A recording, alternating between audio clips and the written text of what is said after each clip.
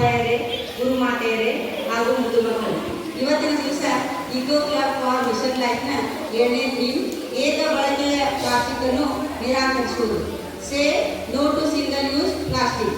ಏಕ ಬಳಕೆಯ ಪ್ಲಾಸ್ಟಿಕ್ ಪರಿಸರಕ್ಕೆ ಗಂಭೀರ ಅಪಾಯಕಾರಿಯಾಗಿದ್ದು, ಜುಲೈ 1, 2022ರಿಂದ ಭಾರತದಲ್ಲಿ ಪ್ಲೇಟ್, ಕಪ್, ಸ್ಟ್ರಾ, ಸ್ಟಿಕ್ಗಳಂತಹ ವಸ್ತುಗಳನ್ನೇ ನಿಷೇಧಿಸಲಾಗಿದೆ. ಮರುಬಳಕೆ ಮಾಡಬಹುದಾದಂತಹ ಚೀಲಗಳು, ಸ್ಟೀಲ್ ಬಾಟಲಿಗಳು ಮತ್ತು ಕಾಗದದ ಉತ್ಪನ್ನಗಳನ್ನು ಬಳಸುವ ಮೂಲಕ ಪ್ಲಾಸ್ಟಿಕ್ ಮಾಲಿನ್ಯವನ್ನು ತಡೆಗಟ್ಟಲು ಮತ್ತು ಏಕ ಬಳಕೆ ಪ್ಲಾಸ್ಟಿಕ್ ಬೇಡ ಎಂಬ ಅಭಿಯಾನಕ್ಕೆ ಕೈಜೋಡಿಸಲು ಪ್ರೋತ್ಸಾಹಿಸಲಾಗಿದೆ.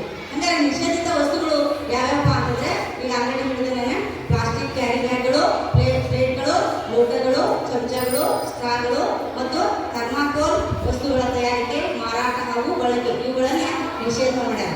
ಆಮೇಲೆ ಪರಿಸರದ ಮೇಲೆ ಇವುಗಳ ಪರಿಣಾಮ ಏನಾಗ್ತದಂದ್ರೆ, ಈ ಸಂಗ್ರಹವಾದಂತಹ ಪ್ಲಾಸ್ಟಿಕ್ ತ್ಯಾಜ್ಯ ಭೂಮಿ ಮತ್ತು ಜಲ ಮೂಲಗಳನ್ನ ಕಲುಷಿತಗೊಳಿಸುತ್ತದೆ.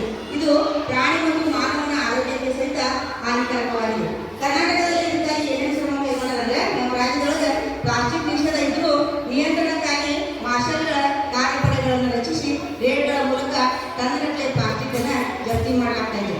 ಪರ್ಯಾಯ ಮಾರ್ಗಗಳು ಏನಪ್ಪ, ಇದನ್ನ ನಾವು ತಡೆಗಟ್ಟಬೇಕಂದ್ರೆ ಏನೇನು ಮಾಡ್ಬೋದು ಅಂದ್ರೆ, ನಾವು ಬಟ್ಟೆ ಚೀಲಗಳನ್ನ, ಜೂಟ್ ಚೀಲಗಳನ್ನ, ಆಮೇಲೆ ಸ್ಟೀಲ್ ಗಾಜಿನ ಪಾತ್ರೆಗಳು ಮತ್ತು ಮರದ ಅಥವಾ ಬಿದಿರಿನ ಉತ್ಪನ್ನಗಳನ್ನು ಬಳಸಲಿಕ್ಕೆ ನಾವು ಇದನ್ನ ಉತ್ತೇಜನ ಕೊಟ್ಟಾರೆ. ಹಾಗಾದ್ರೆ ನಾವೆಲ್ಲ ಏಕ ಬಳಕೆ ಪ್ಲಾಸ್ಟಿಕ್ ಅನ್ನ ನಿರಾಕರಿಸೋಣ ಅಂತ ಹೇಳ್ತಾ ನನ್ನ ಮಾತುಗಳನ್ನು ಮುಗಿಸ್ತೇನೆ.